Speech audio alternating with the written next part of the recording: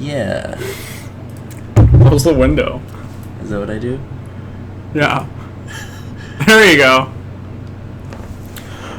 Okay, so we're underway right now. We got Alistair Norman picking Black Lotus, which is interesting because a lot of people were putting him on Ancestral because he doesn't really like playing combo.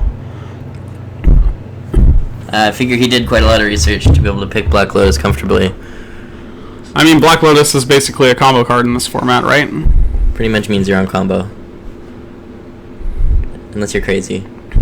So we've got a lot of Moxen taken, but we haven't seen any real consideration to Mana Crypt, which I like a lot in this format. Perhaps even better than like Pearl. Yeah. I know Marcus said that he would missed one. He would like to get Pearl because he wants to play a sort of green-white aggressive deck. For some reason we missed Marcus. Marcus has drafted a brown square. The brown square strategy is very strong in this form. Kata got Demonic Tutor, Jeremy got Time Vault Tinker, Emerald Strip Mine, Mox Ruby Library. Oh, so it looks like Brandon's on the fast bond plan. It's interesting. I talked to Ben earlier, and he said that if he got Ancestral, he was probably going all the way for High Tide. High Tide was his pick. We're not sure what Alistair Norman is going to do with a Black Lotus. And a Time Walk. Usually Black Lotus and Time Walk don't go together. That's fucking really interesting. And manager. What the fuck? So we talked to Alistair before the draft, and he said that he was completely underprepared, and he had no idea what he was doing. But he was going to pick Black Lotus, probably, and then just go for it, and draft whatever. So I can only assume that he's drafting some sort of control strategy, because he's Alistair Norman. The fact that Alistair's on Black Lotus good stuff is super good news for Kata, because Kata wants all the... I was talking to Kata earlier, and she wants all the like mono-black combo pieces, which usually the Black Lotus spot competes for, but Alistair's just taking random good shit, so that's cool. So Brandon Parks is probably going to be on the sort of Fastball and Gush Zuran Orb deck. He may be trying for Storm, considering that Alistair is not really anywhere near Storm.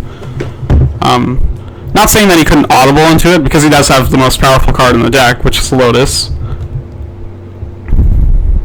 But it should be interesting to see what he takes from here.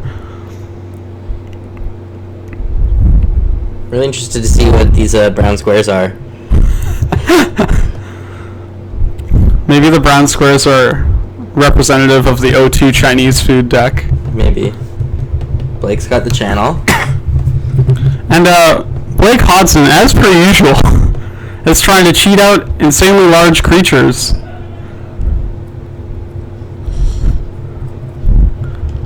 You can hear a lot of ruckus from the other room, which is good, because they're having a lot of fun. That's what this format's all about. Ian Sims, some of you may not know him. I certainly didn't, but I talked to him, and apparently he's never played Vintage or Legacy. So he said it's going to be an interesting experience. He's picking good cards so far, so... He said his strategy was to pick good cards for the first round and a half, and then build an archetype. Okay, so it turns out the brown square on Marcus's sheet was Wasteland. Mox Pearl, Wasteland, Rishon Port. Seems like the start of a pretty cool tempo deck, or an aggro deck, maybe. So he's probably going to end up either heavy white with a green splash, or just green white. At least by the looks of it, and what he was talking about. Marcus said that he just wants to have fun, but if he gets Mox Pearl or Mox Emerald, then he's probably in on a white-based aggressive deck. Jeremy's exactly where he wants to be. Getting a third pick Mana Crypt when you're in the middle of the pack is very, very good, especially when you're the Time Vault Tinker deck. I'm pretty sure that was the exact pick order he wanted. Jeremy said that if he got Time Vault Tinker.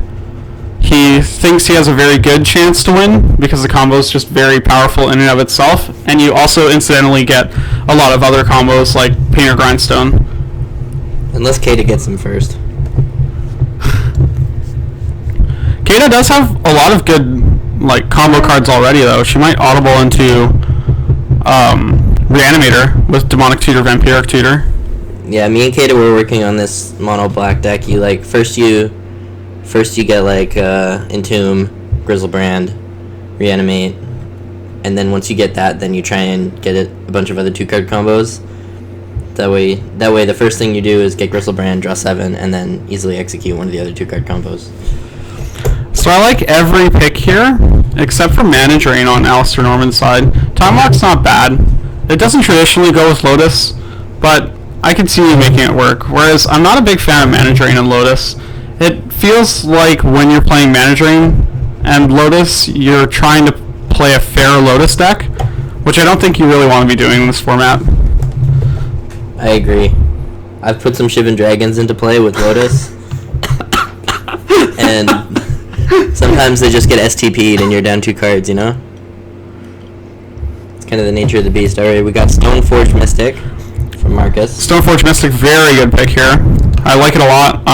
I don't think it should really go later than this, but it actually seems like Marcus is the only person in white right now. I mean, people could audible to white, so it's still a good call. Nobody else is even close to picking a creature here. Yeah, not a white creature. Like, Kata's probably on Reanimator since we were talking about it a lot. Kata's first creature is going to be Grizzlebrand. Like, I don't think even Ian's going to pick a creature here. I don't know what Ian's going to pick, man. Like, he's got a Mox Ruby, Library, Sol Ring. Ooh, Jace the Mines. So, it looks like Ian's probably all in on sort of a blue-red control deck. I could see Sol Ring being a good pick there. Not too big of a fan of it, but it's still fine. Sol Ring's very good. His cards go together. We'll see how it goes. Sol Ring into Jace is obviously sick. Library's amazing. The only awkward part is that if he's going to be playing this sort of deck, he's going to want mana ramp to accommodate his planeswalkers and get them out fast enough before people just kill him with their faster mana ramp like Lotus and Mana Crypt. So I wonder if they're allowed to use the Gatherer function where you rate all the cards by their rating, so that you can scroll from like the highly rated cards to the bad cards.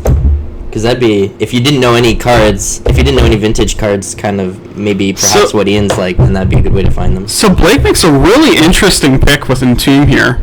That's cutting Kata off of one of her key cards to get Grizzlebrand or Emrakul or any sort of reanimation target into the graveyard. Kata can't be happy to see that. But she still does have 2 really good tutors, so it's kind of open waters. I'm interested to see what Blake does with this Entomb. It doesn't really seem insanely powerful right now, but No. he could have a few interesting targets. And Jeremy picks up Painter Servant, which is amazing for him. So he's got 2 halves of 2 different combos, and the other halves aren't very good in other decks. So, and he has the way to find them, and 1 piece of insanely good fast mana.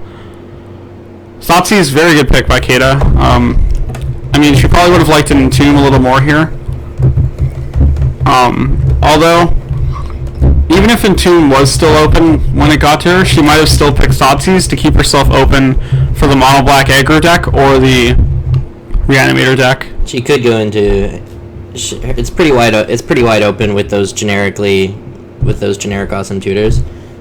She's probably gonna try and pick up more of that hand attack. Being able to interact is so important. Otherwise, you just get fucking rolled with a Time Vault or whatever. Well, the hand attack is so amazing in this format because we're back at like Magic's old core, which is spells are good, creatures aren't too good. So Thoughtseize, Duress, Inquisition of Kozilek, very, very good because you get to break up these random combos like Time Vault. Show and Tell by Brandon Parks. So we're seeing sort of a tendency towards playing. I don't know what to think of that. large creatures from Brandon Parks since he plays 12 host in Legacy. Yeah. I don't know. I'm pretty critical about that pick. Like if you want fast bond, you're probably aiming to get infinite mana at some point. So why would you need show and tell? I don't know what he's thinking. It'd be interesting to find out. Maybe we should pick Brandon Parks for the interview. Ben Wheeler. I'm super interested to see what Alistair picks next, since he's on Time Walk Mana Drain. Who do you want to pick for the interview, Trent? I'm not too sure. Yeah. There are a couple of interesting picks, but everything seems pretty normal. Snapcaster Mage is great with Time Walk. Yeah, that's actually a really good call by Alistair. I like that pick a lot. I don't know if I like the Lotus pick now, if he was going into this deck. If he was planning to go into this deck from the beginning. Flusterstorm is a really interesting pick from Ben. I could imagine like Daze or Spell Pierce would probably go first, but Ben must really like Flusterstorm. I mean, the interesting thing about the Flusterstorm is that every other player in the room is probably thinking, what the hell? What is going on?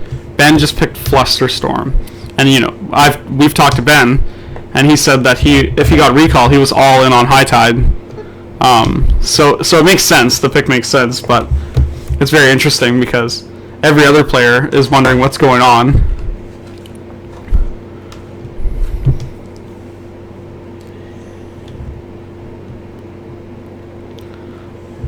This is, for anybody new joining us on the stream, this is Victoria Vintage Rotisserie Draft.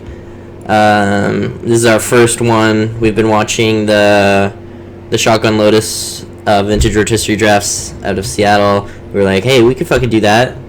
I mean, obviously we don't have any kind of setup that's even close to their beautiful spread with numbers and podcasts, but we're doing it. So Vendilion Click here I'm not too fond of. I think it's a little slow. It's obviously a very good creature, but I think there are a couple like better cards that you could take. Something a little more powerful. I think you want cards to power out with your Lotus at this point. That's also why I would have liked picking Jace over Time Walker Mana Drain. Turn 1 Jace is no slouch. He's no Poncho. He's no Poncho. Jace doesn't get pushed around.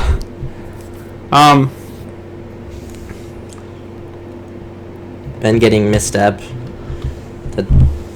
Misstep very good in the... Kata's just got more tutors. She's gonna have to tutor for something eventually. That's probably a nice pick for her. I don't know. I like Seal. I like Seal here too. I might like Grizzlebrand a little more. I don't. Now that Entomb's gone, I'm not so crazy about Grizzlebrand. So maybe you're on a different combo, or switching to aggro. Like I don't. But Seal's not that great with aggro. I mean, going aggro is going aggro is really hard. Stripmine, Wasteland, and Rashad and Port are all gone. Believe it or not, to the viewers at home, going aggro is definitely less exciting in my experience. I brought some sound effects.